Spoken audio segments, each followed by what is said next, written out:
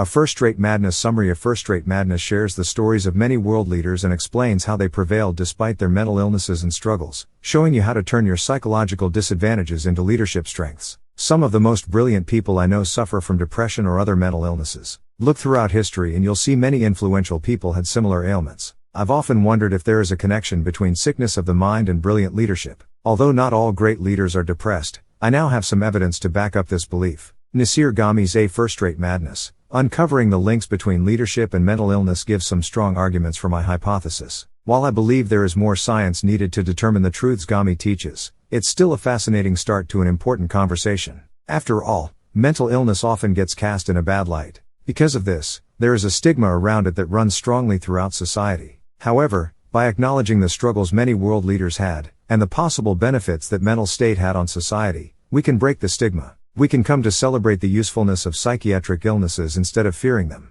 Here are 3 of the most interesting lessons about the potential benefits of mental illness. Depression and bipolar disorder have benefits that may be helpful in leadership positions. Historical leaders like Gandhi, Martin Luther King Jr., Winston Churchill, and JFK had disorders that helped them make better decisions. Knowing the upside of mental illness can help us remove the stigma around it. Looking for hope amid yours or others' mental illness? Get ready to find what you're looking for in these lessons. Lesson 1. The benefits of illnesses like bipolar disorder and depression can be good to have as a leader. The serious and devastating nature of depression and anxiety makes us easily ashamed of them. Depression runs in my family, and we've always struggled to talk about it. Although we are getting better, the social taboo around mental illness still lingers today. But there's hope in the abilities that mentally unwell individuals have that others don't. Let's take a look at major depressive disorder and bipolar disorder as examples. Major depressive disorder, or more commonly known as depression, is, for simplicity's sake, like a deep, unbreakable sadness. Ghami claims that because of what most people with depression feel, or sometimes don't feel, they are more empathetic.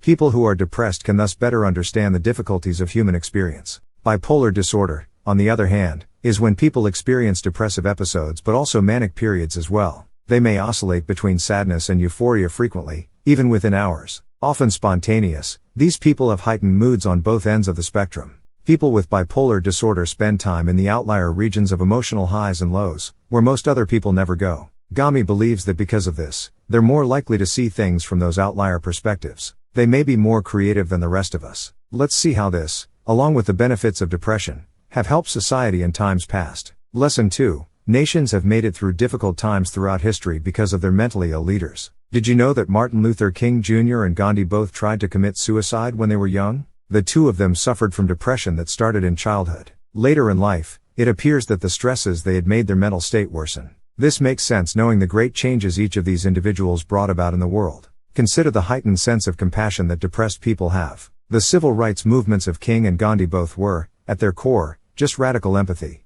Both of these great men highlighted the importance of love above all else. They knew of the despair that others were feeling because they had felt it themselves. Their level of concern for others is well summarized by a quote from King. Darkness cannot drive out darkness, only light can do that. Hate cannot drive out hate, only love can do that. And quote. Winston Churchill was another case of a depressed leader making better decisions because of his illness. In 1938, British Prime Minister Neville Chamberlain heroically declared that he would meet with Hitler directly. Chamberlain hoped to persuade Hitler that war wasn't necessary. Churchill, on the other hand, was more realistic because of his depression. His sound mind helped him make better decisions throughout his leadership. Here's one last example, this time of the possible benefits of bipolar disorder. John F. Kennedy exhibited many of the symptoms of hyperthymic personality disorder, which is similar to bipolar disorder. During the Cuban Missile Crisis, Kennedy held his position when everyone else told him to call for a preemptive nuclear strike. Because of his mental illness, he successfully averted a nuclear catastrophe. Lesson 3. Recognizing that mental illness has its good sides is a step toward breaking the stigma around it.